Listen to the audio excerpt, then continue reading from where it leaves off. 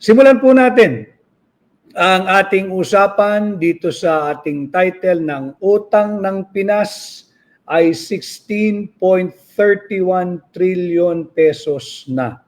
Ayan po yung ayon sa nalatalang balita na ang utang po ng Pilipinas ay nagkakahalaga na ng 6.31 trillion pesos. And if I am not mistaken, pag pinaghati-hati po natin yan, dahil tayo po'y lahat kasali riyan, lahat tayo ay magbabayad dyan sa utang na yan. Pag inutang po ng gobyerno, hindi po ibig sabihin, utang lang po ng gobyerno yan. Utang po yan ng lahat ng Pilipino. Bahagi po tayo sa pagbabayad dyan gamit ang ating mga buwis na nagmumula sa ating income sa trabaho, sa negosyo, sa hanap buhay. Dyan po kumukuha ng pambayad ng tinatawag nating debt servicing. So makikita ninyo, yung utang ng Pilipinas ay 16.31 trillion na. At mahalagang pag-usapan natin dahil papalapit ang halalan, ito dapat ang ating mga pinag-uusapan at gawing batayan sa pagpili ng ating mga bagong leader ngayong May 2025 election. Alam ho ninyo, importante na ang gawitin nating treatment dito sa nalalapit na halalan, tratuhin po ninyo lahat, senador, kongresista, gobernador, mayor, board member, konsihal, lahat po. Pati ho yung mga aspiranting kagaya ko, aplikanteng pagka-senador na katulad ko, gamitin po ninyo itong midterm election bilang mga employer na mga nag-a-apply ng posisyon sa gobyerno. Yung mga katulad ng mga mambabatas na hindi naman ho sinangguni sa kanilang nasasakupan, sa kanilang distrito, yung pagpirma ng impeachment complaint laban kay Vice President Inday Sara na napakahalagang dokumento, panahon na po na sisantihin ninyo yung inyong mga trabahanteng kongresista na basta-basta pumirma diyan sa illegal, invalid, and unconstitutional impeachment laban kay Vice President Inday Sara Duterte. Hindi po dahil walang kapangyarihan ang Kongreso na mag-initiate ng impeachment laban sa mga impeachable officers. Wala po tayong pagtatalunan doon. It is within the inherent powers of the House of Representatives to initiate exclusively to the exclusion of the Senate.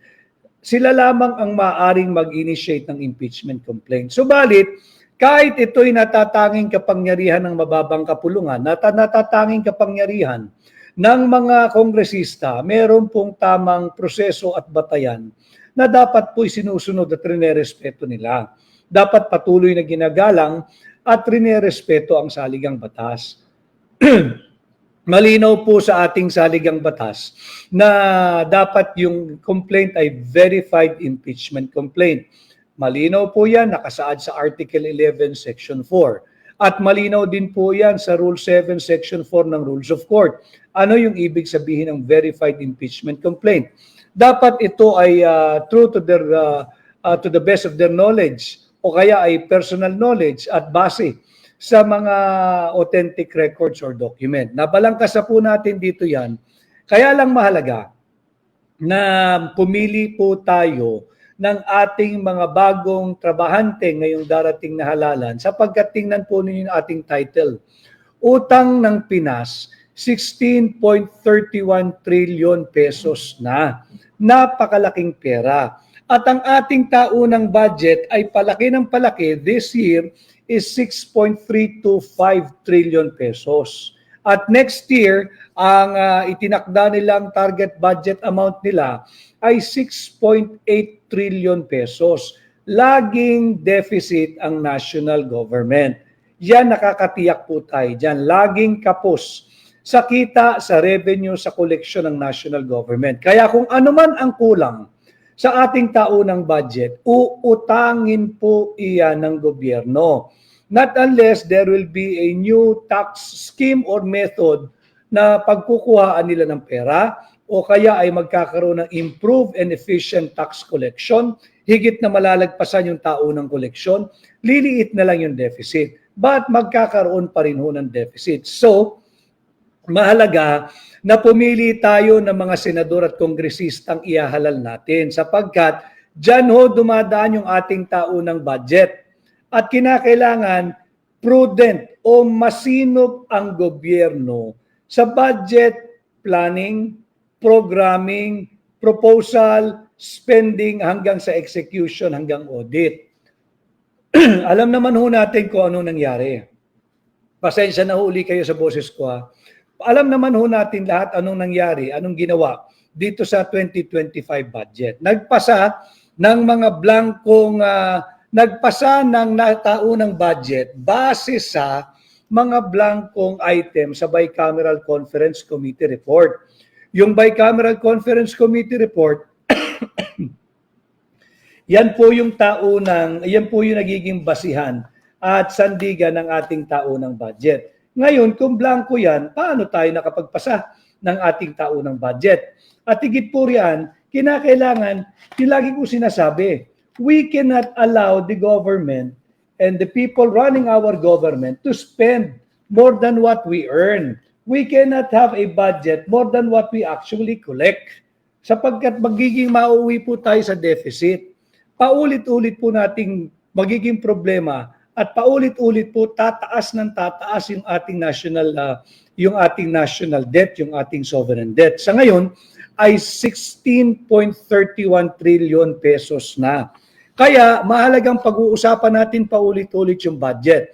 Kung paano nasa laula yung proseso ng saligang batas at makikita naman natin doon sa argumento sa PhilHealth, pinipilit ng abogado ng gobyerno na walang jurisdiction, essentially walang jurisdiction or authority ang Korte Suprema o anumang korte na pag-usapan balangkasin at siyasatin ang problema ng PhilHealth dahil yun daw po ay naaayon o base sa wisdom ng Kongreso. Mali naman ho yata ang pagkaunawa yun sapagkat meron na po kasing existing Republic Act yung sin tax law na siya ang pinagkukuhaan ng funding ng PhilHealth o yung Universal Healthcare Law. So tapos na po yung wisdom doon Nung naipasa na yung batas, tapos na yung wisdom ng legislative. Enforcement, implementation, execution na lang ho. Hindi sinunod ng Kongreso, nung kinuhaan nila ng 60 billion, dapat po yan ay 89.9 billion. Subalit nag-issue ng TRO ang Korte Suprema, kaya 60 billion na lamang ang nakuha nila. But in the course of the oral argument that somehow I'm able to follow kahit busy po tayo sa kampanya, napapakinggan natin na tila ang direksyon ng gobyerno, ng abogado ng gobyerno, ay mauwi ito sa tinatawag nating political question doctrine. Meaning, sa batas, ay hindi pwedeng siyasatin o uriratin o tanungin ng isang co-equal branch yung wisdom ng isang kagaya ng legislative department. Hindi sila pwedeng tanungin doon sa wisdom ng ginawa nilang aksyon. Subalit hindi na po ito kasi pagpasa ng batas. Meron ng batas na existing, yung sin tax law, kung saan 80% noon ay nakalagak automatic pang pondo ng PhilHealth. Kaya hindi pwedeng kunin yung pera ng 60 billion ng PhilHealth at lalo ngayong taon hindi rin pwedeng bigyan ng zero funding or zero budget or zero allocation or appropriation ang PhilHealth. So hindi na po wisdom yun. Kaya lang doon pinipilit, doon pinipihit at tinatahak ng abogado ng gobyerno yung kanilang argumento. So yan po yung halaga ng pagkakautang ng Pilipinas, 16.31 trillion pesos na. Kaya mahalaga rin yung ating isinampang kaso questioning the constitutionality of the 2025 budget. At bukas nga ho ay gaganapin yung preliminary conference sa Korte Suprema kung saan ay first time makikita ng mga abogado natin ano ba yung isinumiting enrolled bill kung meron, but meron daw. Ano ba yung enrolled bill na sinumite? Ito ba'y may blanco o wala? Ito ba'y pirmado o hindi? Mahalagang malaman natin sapagkat babalik po tayo, matatandaan ninyo yung atin nung unang pinakita sa inyo na final, approved, ratified, and signed by Bicameral Conference Committee report. Makikita natin dito, tinatakan ng House of Representatives Bills and Index Service na na-receive nila noong December 11, 2024. Pag ito po ay isinumite na, wala na pong ibang gagawin. Tapos na po yung proseso ng pagpasa ng budget. Tapos na. Ang mangyayari na lang dyan, mag-i-imprenta na lang ho ng enrolled bill. Kaya hinihingi natin yung kopya, yung original copy ng enrolled bill upang makita natin yung enrolled bill ba may blanco rin kagaya po nito o meron ng laman. Dahil kung meron ng laman, meron pong naganap na krimen sapagkat tapos na yung budget process o yung siklo ng pagpasa ng budget. Dapat po yan ay printing na lamang. At yan nga po nung lumabas, nung unang-una itinanggi at nung naipit na, sinabi, meron daw naglagay ng mga halaga, ministerial duty na lamang daw po yun at ang itinuturo ay ang mga matitinong empleyado ng Kongreso, ng mababang kapulungan at ng Senado na miyembro ng tinatawag nating Technical Working Group. Yung Technical Working Group, humingi po tayo ng pangalan ng mga miyembro ng Technical Working Group. At yun nga ho, tayo ay sinagot ng, ang sumasagot pa lang ho ay yung Office of the Senate Secretary. Wala pang sagot yung Secretary General ng House of Representatives. Ang sagot nila, tayo po ay refer. Tayo po ay itinuro doon sa legal department ng Senado. So hindi rin po tayo binigyan ng listahan ng pangalan ng mga miyembro ng Technical Working Group. Paulit-ulit ko po sinasabi, hindi naman po natin titugisin yung mga matitinong empleyado ng gobyerno. Ang atin lamang, since sila ang inilaglag na una nung kongresista ng Marikina, siya nagsabi na mga empleyado ang nag-fill up nito, kaya natin hinihingi yung mga pangalan ng Technical Working Group. Nang sa ganun, sa pagbibuild up po natin ng criminal case, pati sa pag-iimbestiga, meron man tayong pangalan at makausap po, kayo ba talaga ang nag-fill up nito? Kung hindi kayo, maaari bang sabihin ninyo dahil tila linalaglag na kayo ng organisasyon ng Kamara o ng mababang kapulungan. Subalit hanggang ngayon, wala tayong nakukuhang sagot.